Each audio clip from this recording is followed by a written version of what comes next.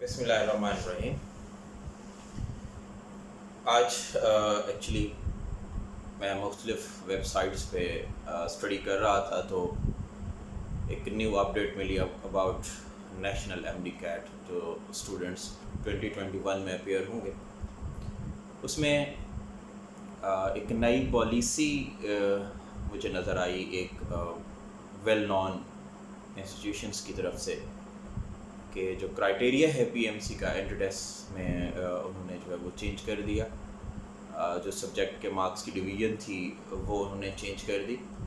जैसे बायोलॉजी पहले 80 क्वेश्चन थे, 80 मार्क्स के, तो अब 70 कर दिए। केमिस्ट्री पहले 60 थे तो अब 50 कर दिए, और फिज़िक्स पहले 40 थे तो अब 30 कर दिए, और इंग्लिश पहले 20 थे तो अब 30 कर दिए, और इंक्लूड कर दिया 20 क्वेश्चंस एनालिटिकल रीजनिंग्स का, या जिन्हें हम लॉजिकल रीजनिंग्स कह सकते हैं।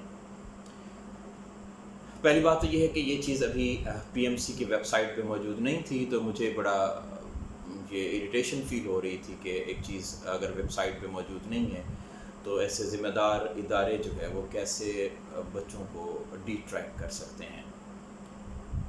उसमें हमारा फॉल्ट इस साइड से है कि अगर पीएमसी इस चीज़ को अनाउंस करने नहीं जा रही तो फिर इन इदारों ने क्यों ये अनाउंसमेंट की। इससे बच्चों के मेंटल लेवल पे क्या इफ़ेक्ट होता है, क्या उन्होंने कभी ये सोचा? उन्होंने तो अपनी एक पॉइंट स्कोरिंग करने के लिए, एक नई फ़ीस बनाने के लिए, बच्चों को एक कैप्चर करने के लिए उन्होंने तो अपना एक जो पत्ता है वो खेल दिया, लेकिन बच्चे इससे बहुत ज़्यादा डिस्टर्ब हो जाते हैं। दूसरी बात ये है कि अगर वाकई पीएमसी ये करने जा रही है, जैसा कि मैंने मेंशन किया कि वो क्राइटेरिया चेंज करने जा रही है, तो पीएमसी जो लास्ट ईयर उन्होंने बच्चों के साथ नेशनल एमडी कैट में किया, आईरोज कोर्स चेंज, आईरोज डेट चेंज, आईरोज अपना क्राइटेरिया चेंज, तो क्या इस साल भी वो अपनी उस पॉलिसी को रिपीट करेगी बच्चों को कंफ्यूज करने की?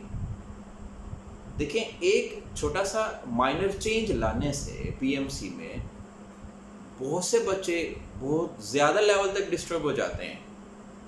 उनका मेंटल लेवल डिस्टर्ब हो जाता है, उनका स्टडी लेवल डिस्टर्ब हो जाता है, इवन जिस इंस्टीट्यूशन में वो तैयारी कर रहे होते हैं वो डिस्टर्ब हो जाते हैं। तो खुदारा ज़रा समझें, किसी पढ़े लिखे इंसान से, कम से कम जो मैट्रिक पास इंसान है, उससे ही आप मशवरा कर लें, जो आपको सही गाइड करेगा कि आपने पॉलिसी किस तरह बनानी है, आपने कैसे बच्चों से नेशनल एमडी कैट करना है। और अगर आपसे नहीं हो रहा तो आप यूएचएस को वापस दे दें, यूएचएस इसको कंडक्ट करे, और अगर आपने करना है तो इसको सीरियस लें।